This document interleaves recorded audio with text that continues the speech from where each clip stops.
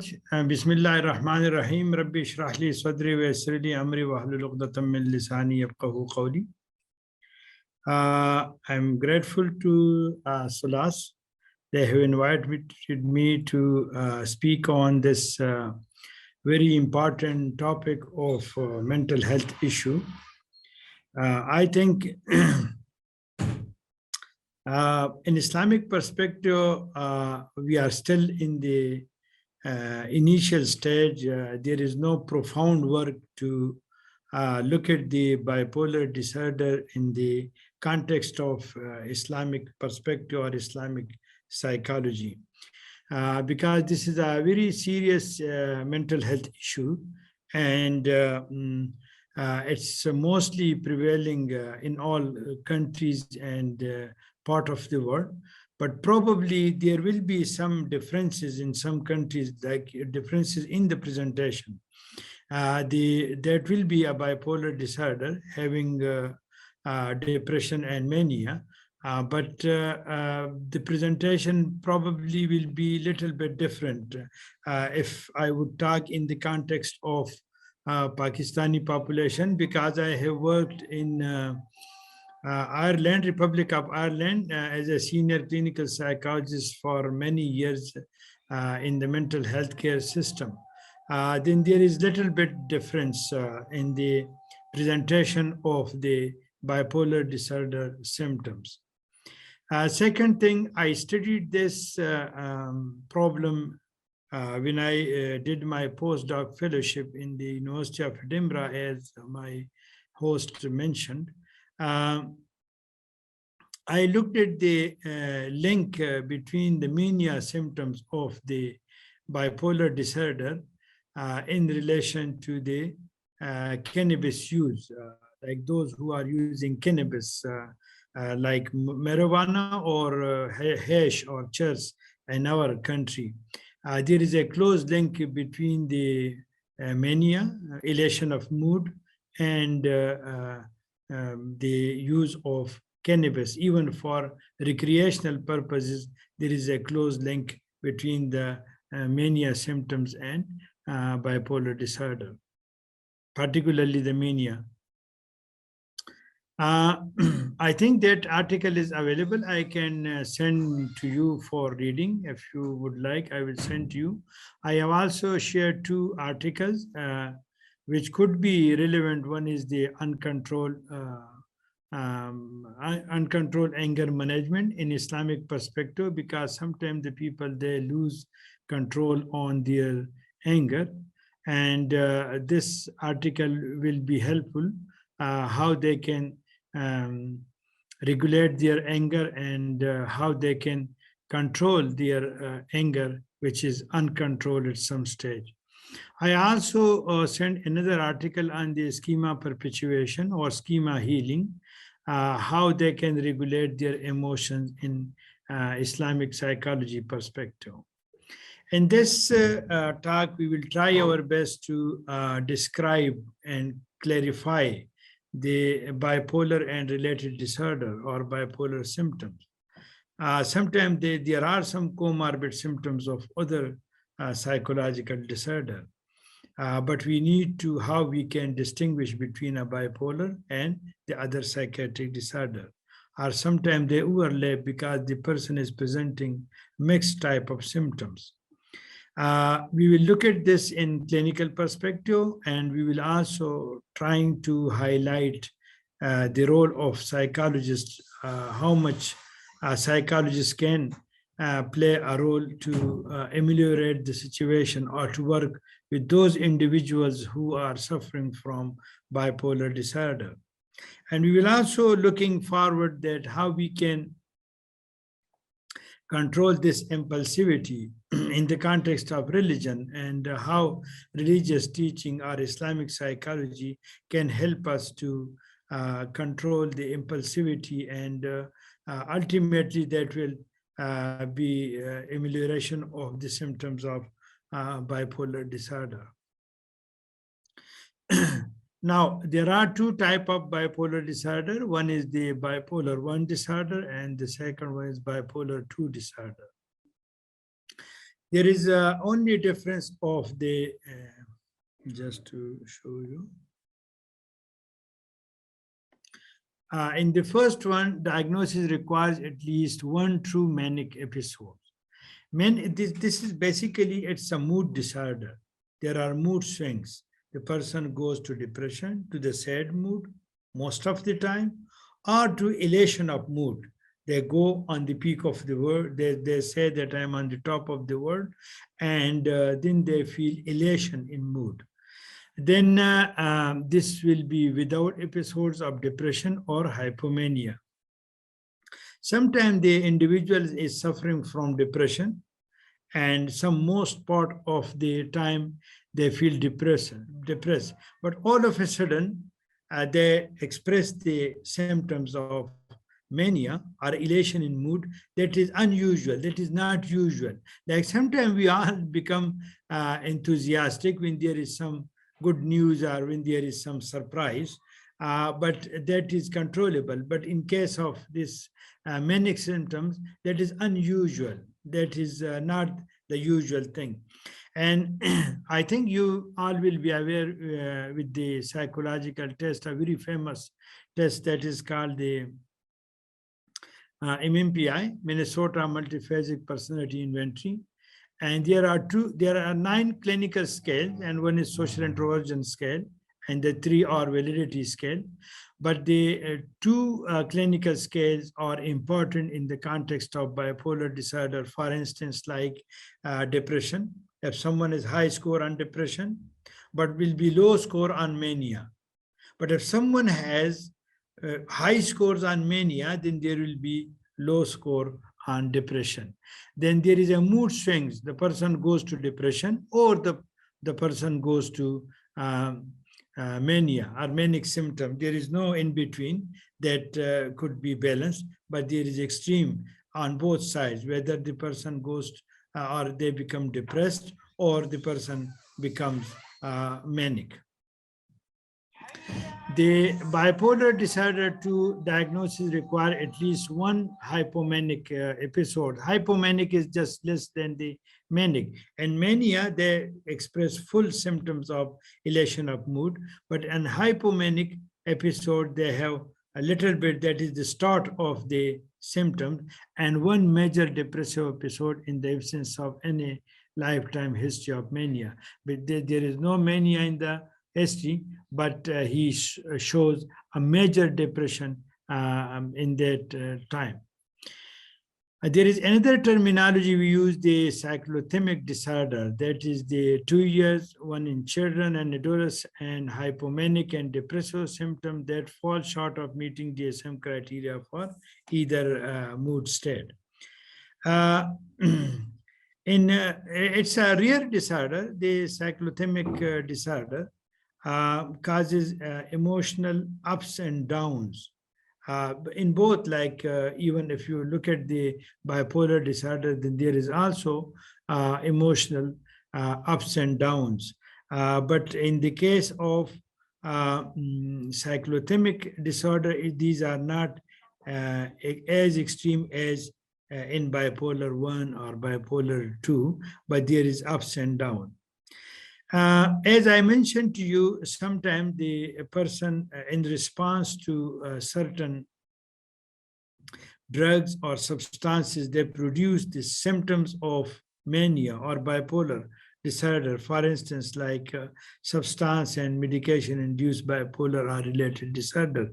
As I mentioned, the cannabis, and I think you all will be aware about the cannabis, and in some country they use marijuana, and in some country, mostly in Asia, Afghanistan, Pakistan, and Iran, and India, and other countries, they use this church and hash, which have close link with the symptoms of mania.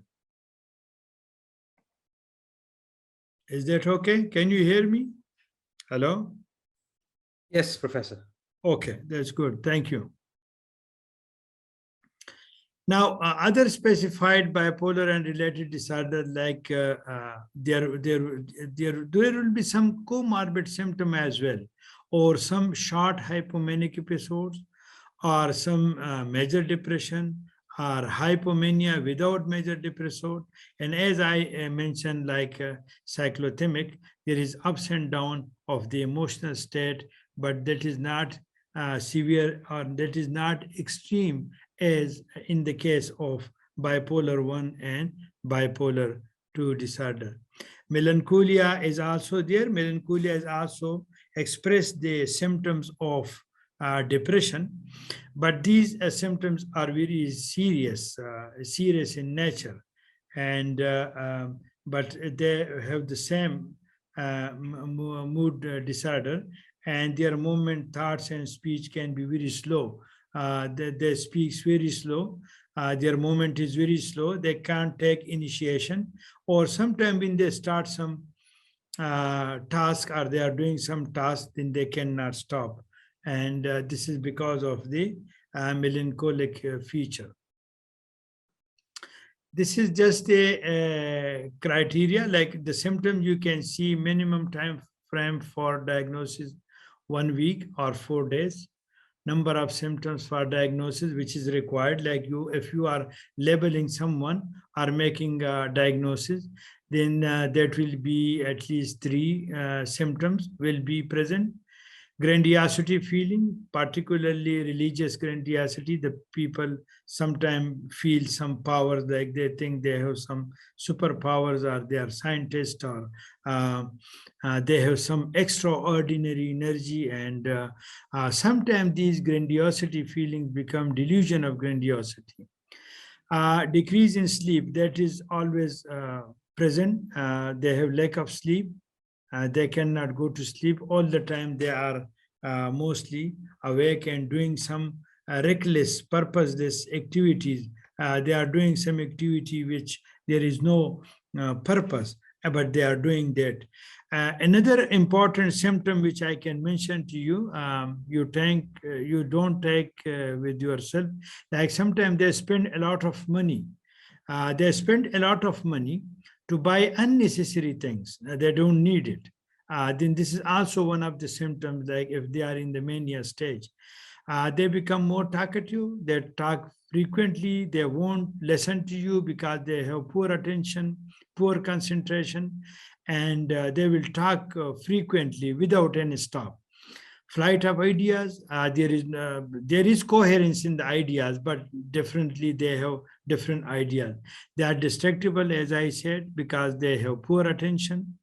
All the time they will do different activities. They will be not consistent in their mood. As we said, that mood congruence or mood incongruence. Increase goal directed activity. They have some direction for some goal, but that is very much extreme activities. They use this even you can say that if you ask them, then they will say they are not tiring. They will do the activities all the time. Sometimes they have risky behavior. They go for binge drinking or binge eating, or even they go for reckless driving. In our country, mostly there are certain researches, they suggest that on the long route, the truck drivers, they use this cannabis, and usually they become risky, and sometimes they are involved in a fatal accidents, and because of their risky behavior, because of their over speeding. Even some motorcyclists, and they are driving, some young people, when they are driving car and they are driving recklessly, and then they become, when they are involved in an accident, that become fatal accident. This also affect the not in a case of hypomania, but in case of mania, that disrupt the social occupational functioning. Sometimes they fight with people at workplace, or they don't have good understanding at home. They are because they have different extreme level of activities in that affect the interaction with other people. That's why they didn't get on with the other people. Sometimes they have psychotic features, which is they sometimes lose contact with reality and present the psychotic feature, not in case of mania, hypomania, sorry, but in case of mania, and may require hospitalization. I think in case when there is severity of this disorder, then I think the person in question needs psychiatric treatment. There are some specifiers, like sometimes they show anxiety, distress, mixed features during mania and hypomania. Sometimes they, as I said, there are mood swings, hypomania, mania, or depressive features, or rapid cycling, or as I said, melancholic. And melancholic, they present the similar symptoms of depression, but these symptoms are not serious, not serious as in depression, sorry, the symptoms are more severe than depression, and the person movement, lack of movement, and lack of speech, and there is slow in the thought processes to process the things, that is a bit distinguished from the major depression. Sometimes they have atypical features which you cannot put in certain label, but they have atypical features which are not consistent with the mood of that individual. As I said, mood congruent psychotic feature and mood incongruent psychotic feature, like sometimes they have this psychotic feature even they are in conflict with the situation, and when they have hallucination or delusion that doesn't match their mood. For instance, like sometimes they claim that they have some superpower, or they have some religious power, or they think that they are scientists even they didn't have studied basic sciences, or sometimes they claims it doesn't match with their personality or with their mood. With postpartum onset, when this depression or these symptoms start during pregnancy till the childbirth. And this is also very important to mention that there are certain seasonal disorder, seasonal pattern of disorder, which could be linked to the bipolar disorder. For instance, like in our country, there are no such robust studies to present this argument, but majority of the clinicians, they think that during springtime, many people, they develop the symptoms of mania. And even in our poetry, you can see that some of the poets, they have described this manic symptom during the springtime. Or sometimes it's in between the autumn and the end of the summer. There is a time which is very warm, which is very hot. Then some people developed manic symptoms or bipolar disorder in response to this mania symptoms, in response to the seasonal feature. I also noticed in Ireland, but in Ireland they get depressed during Christmas time, because that is usually some people, they feel lonely, and that is also whether winter is in full swim, then they develop depressive symptoms. Seasonal disorder, I think, is still in the DSM. This was in the DSM-4, but I'm sure it will be there in the DSM-5 as well, the seasonal disorder. There are some biological propensity and some biological causes are there, and even when there is a family history, then you can find the bipolar disorder symptoms in the sibling or in the children. But it's not like the way other schizophrenia or other disease.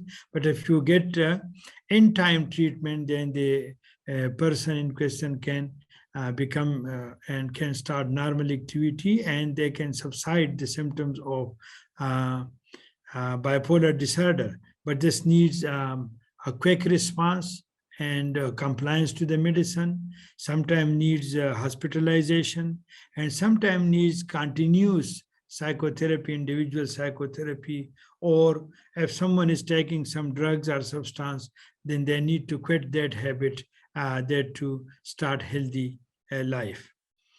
There are certain, as I said, comorbidity and some substance abuse, anxiety disorder. Some people, they have bipolar personality disorder, or they have, they have borderline personality disorder or other personality disorder, and then they have the mania system as well, mania symptoms as well. High suicide risk is there, and this is, one should be careful. If someone has bipolar disorder, then there are high suicide risk exist, and that will be carefully looked at. Uh, if there is some biological reason, we need to first look at that. And as I said, that we need some psychoeducation program, brief psychoanalytic therapy, or sometimes they claim the cognitive behavior therapy, but in my view, because the concentration is poor, the attention is not adequate, then I think in such cases, CBT will not be a treatment of choice, but supportive therapy and therapy work for emotion regulation, like schema focused therapy, I think that will be good. And even if you just treat, if you have a liaison with the psychiatrist, or if you are a part of the multidisciplinary team, then along with the psychiatric treatment, we can provide some treatment for the uncontrolled anger or for emotion regulation in addition to the psychiatric treatment. Then I think this model will be very useful for the well-being of the client, and the results will be encouraging in the context of prognosis. There are plenty of therapies, as I said. If there is any family problem, then you can focus on the family therapy, or individual therapy, or behavior therapy. If you need behavior therapy, will be successful if someone is suffering from this cannabis use and linked with the mania, mood disorder, then I think behavioral therapy, particularly community reinforcement approach, is the treatment of choice. If you add this with the religious techniques, depends upon the person religiosity level, because whenever you are applying certain techniques which include religious perspective, then I think we need to first assess the individual religiosity level. Treatment adherence and self-management, that is very good. If someone has high religiosity value, then we can work with him, and we can take that this is a ordeal from the Allah subhanahu wa ta'ala, and we have to ask the mercy and kindness of the Allah subhanahu wa ta'ala.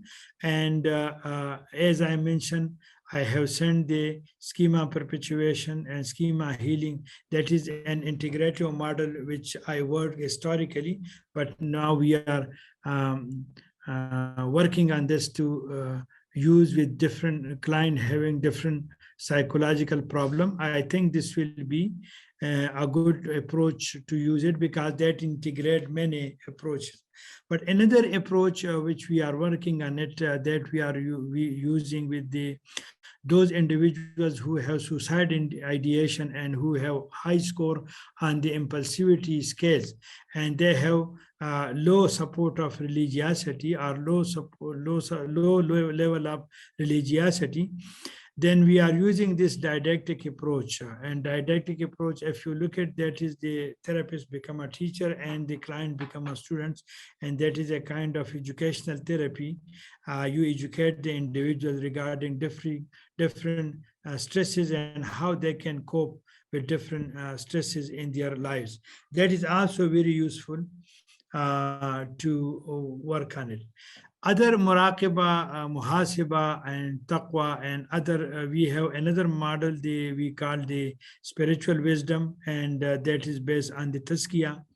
Our focus is on the promotion of nafs lawama, to increase the activity, to increase the level of performance of the nafs lawama, to make transparent the qalb, and to push the nafs ammara, or the satanic instigation. And then if the nafs lawama is activated 24 hours and 365 days consciously, then I think this will stop the access to the influence of nafs and ammara. And through this tazkiyah nafs, you can treat the symptoms, or you can ameliorate the symptoms of psychological disorder, including the symptoms of mania or depression. Another treatment I will suggest, that is the treatment of uncontrolled anger, and the uncontrolled anger management in Islamic perspective. That is, I have sent to the host the articles, and I'm sending another on the cannabis use and its link to mania symptoms. I think these are enjoyable read, and that will be very helpful. Now, if you would like to ask some question, I will be happy to ask, but this topic needs more work. It's just the start. And because mostly our scholars and our psychologists in Islamic psychology, they have worked on anxiety, emotion regulation, on depression, and other particularly characterological problem like personality disorder. But the bipolar disorder is still needs focus of attention to work hard on it, because it's a major mental health issue. Thank you very much. Jazakallah khair. Thank you so much, Professor Tahr, for the insightful and valuable presentation. And we have about 5 minutes if you'd like to take question answer, Professor Tahr, for your session. Shall we go for that, or what do you advise? Yes, yeah, I'm here. If somebody need some clarification, or if they want some question, I'm here. I will be happy to answer. Sure. Thank you, Professor. So we have a 5 minutes, brothers and sisters. If you have any, perhaps we can take one question or two questions. If time permit, we can go ahead, inshallah. For Professor Tahr. Here is a question. Can I answer this? Here is a question. Oh, yes. Yes, please. Yeah, the question is, I think when someone we know has suicidal thoughts. Yes. Okay. Now, I think we will take this distinctively. It's a serious mental health issue. There are two things. One is the suicide ideation, and one is the, God forbid, one is the actual planning for suicide. If someone has suicide ideation, as I said, that we have just completed that project, and it is in the publication. Very soon this publication will come, and then I will share with our brothers and sisters. We are trying to look at the, because sometimes people have suicidal ideation that is existing, but when they have some religious support, when their religious level is high, or it is increasing day by day, then the suicide ideation level become decreasing. But when there is impulsivity, then that impulsivity is a question. If they don't work on the impulsivity, if there is no religious teaching or religious support, then sometimes due to that impulsivity, they can act on the suicide ideation, and which will be fatal, which will be difference, which will be dangerous. Then what we did, this two groups we have taken in our sample, and one is students from madrasa, religious madrasa, and the other group is from the general school, like the contemporary school, which every Muslim countries have these two systems: madrasa, religious institution, and the other secular institution. What we found, those who have religious support, who has high religiosity, then they have low suicide ideation and they have low impulsivity. But those who have low level of religiosity, then they have high suicide ideation and high impulsivity. This means this is we have proven in our research, and inshallah this will come very soon, will be published, and I can share that with the individual. This means that religion play a significant role to as a protective factor to protect the individual from the suicidal ideation and suicidal impulsivity. But that depend upon the individual religious practices, how they can do it. Then I think it's a good way, but we need to work hard and we need to explore more on this subject.